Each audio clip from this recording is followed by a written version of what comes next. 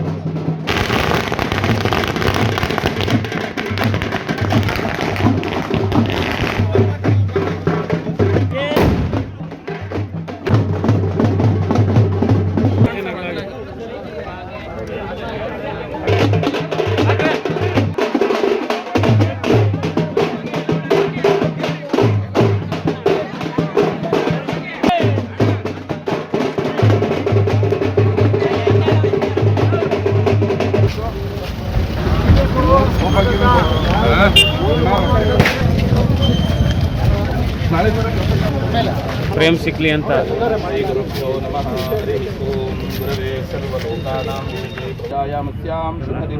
ಪಾರ್ವತಿ ಪರಂ ಧನುರ್ಧರಾಯೇ ವಿದ್ಮಹೇ ಸರ್ವ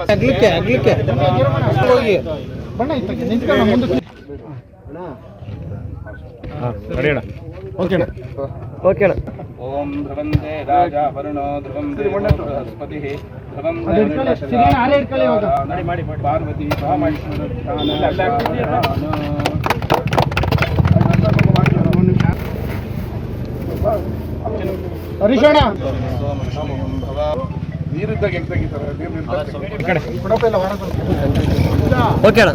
ಈ ರಾಜ್ಯಾದ್ಯಂತ ಸರಿಸುಮಾರು ಲಕ್ಷಾಂತರ ಜನ ಕೊಂಡ ನೋಡೋದಕ್ಕೆ ಬರ್ತಾರೆ. ಅದಕ್ಕಾಗಿ ನಮ್ಮ ಸರ್ಕಾರ ವಿಶೇಷ ಅನುದಾನವನ್ನು ಬಿಡುಗಡೆ ಮಾಡಿ ಇವತ್ತು ಆಲ್ಕೆರೆಯಿಂದ ಕಿಲಾರದವರೆಗೂ ರಸ್ತೆಗೆ 1 ಕೋಟಿ, ಮತ್ತು ಆಲ್ಕೆರೆ ಗ್ರಾಮದ ಒಳಗಡಿನ ರಸ್ತೆಗಳಿಗೆ 80 ಲಕ್ಷ, ಸ್ಕೂಲ್ ಕಾಮಗಾರಿಗೆ 5 ಲಕ್ಷ, ಒಟ್ಟು 85 ಲಕ್ಷ, ಒಟ್ಟು 1,85,00,000 ರೂಪಾಯಿಯನ್ನು ಬಿಡುಗಡೆ ಮಾಡಿದ್ವಿ. ಕಳೆದ ವಾರ 50 ಲಕ್ಷ ಕಾಮಗಾರಿ ಮುಗಿದಿದೆ.